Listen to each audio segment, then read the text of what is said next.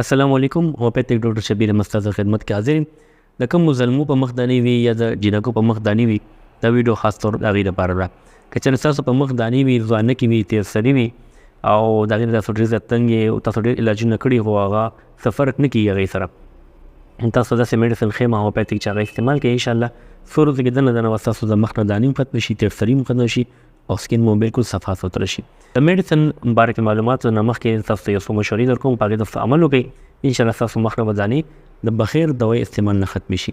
لومړي نمبر باندې تاسو مرچ مسالې والا خوراکونه مکمل بند کړئ چې کوم څیزونه کې مرچکي ډېر زیات وي هغه مه استعمالوئ، او د بازاري خوراکونه دا جنک فوډ چې ورته وایي برګر پیزا ټایپ څیزونه چې کوم دي تاسو مکمل استعمال د دې بند کړئ.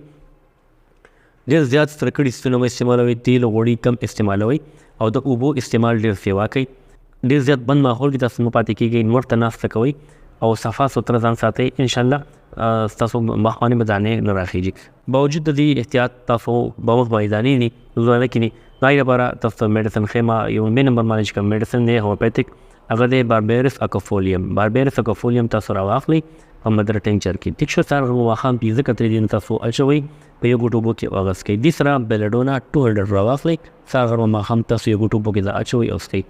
دې نه علاوه دې سره ساتي سیرپ راځي همدرد کپ دی، هغه راواخلئ سهار ماښام هغه استعمالوئ او ورسره هومیوپیتھک کریم دی اکنی کیور کریم د کرنټ کمپنۍ راځي دا به راواخلئ او سهار ماښام دا تاسو چې کوم متاثره ځای دی په هغې باندې لګوئ. انشاءالله څو ورځو کې دننه دننه به ستاسو سره مخ نه دانې مکمل طور باندې ختمې شي.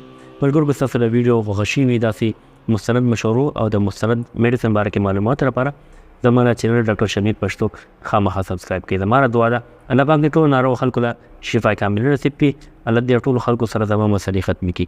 جزاک الله. الله حافظ.